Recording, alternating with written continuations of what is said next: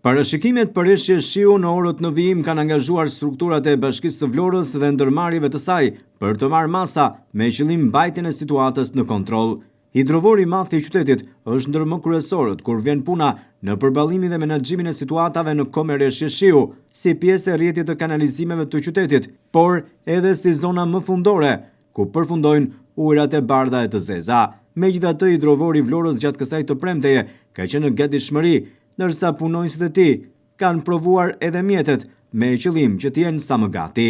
Problem për hidrovorin mbeten mbeturinat që hidhen në rrjetin e kanalizimeve, një problem ky i cili është i pasgjedhur dhe që duhet të merren masa nga qytetarët në radhë të parë, të cilët duhet të ndërgjegjësohen për të hedhur mbeturinat në vendin e duhur.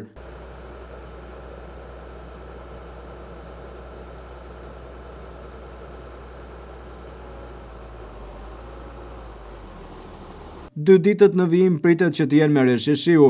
Në këto kushte të gjitha strukturat kanë kaluar në gatishmëri të plotë dhe hidrovori gjithashtu. Nga 4 pompa, 3 pompa janë në gjendje gatishmërie në hidrovorin e Vlorës për të përballuar kështu çdo situatë që mund të shfaqet nga rreshjet që parashikohet të jenë me intensitet.